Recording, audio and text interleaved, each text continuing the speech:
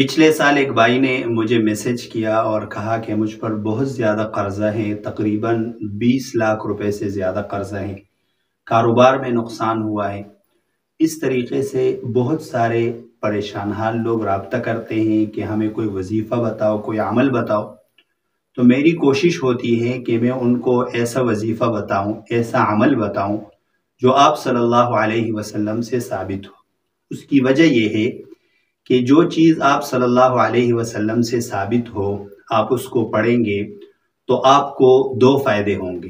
پہلا فائدہ تو یہ ہوگا کہ سنت پر عمل کا ثواب ملے گا، اور میں اس غرض سے بھی بتا دیتا ہوں کہ آپ صلی اللہ علیہ وسلم کا فرمان ہے کہ اللہ تعالیٰ اس شخص کو سرسبز و شاداب رکھے جو میری کسی بات کو سنے، اس کو یاد کرے اور پھر اسی طرح آگے پہنچائے، کیونکہ کبھی کبھار بیان کرنے والے سے زیادہ سننے والا عمل کرنے والا ہوتا ہے۔ کبھی کبھار ایسا ہوتا ہے کہ جو بیان کرنے والا ہوتا ہے اس کا خود اتنا عمل نہیں ہوتا جتنا سننے والا اس پر عمل کرتا ہے۔ تو میری کوشش ہوتی ہے کہ اگر کوئی شخص مجھ سے پوچھتا ہے کہ مجھے پریشانی ہے قرض کے بارے میں یا کسی اور پریشانی کے بارے میں، تو میں ان کو آپ صلی اللہ علیہ وسلم کے احادیث سے ثابت شدہ وظیفہ ضرور بتانے کی کوشش کرتا ہوں۔ تو اس بھائی نے بھی جب میسج کیا تو میں نے ان کو ایک دعا بتائی، اور اس بھائی نے کہا بھی کہ میں بہت زیادہ پریشان ہوں اور آپ نے جو دعا بتائی ہے وہ بہت لمبی دعا ہے۔ تو میں نے کہا کہ یہ بہت مجرب دعا ہے، آپ اس پر عمل شروع کریں۔ پھر میں اس بات کو بھول گیا تھا۔ اس بھائی نے آج مجھے بتایا کہ اس دعا پر عمل کی برکت سے اللہ تعالیٰ نے میرے قرضے کو ختم کر دیا۔ تو میں نے سوچا کہ وہ دعا میں آپ حضرات کے سامنے بھی پیش کر دوں۔ ہو سکتا ہے کہ اس دعا کی وجہ سے بہت سارے اور لوگوں کو بھی فائدہ ہو۔ اور وہ دعا مسلم شریف کی ایک روایت میں وارد ہے۔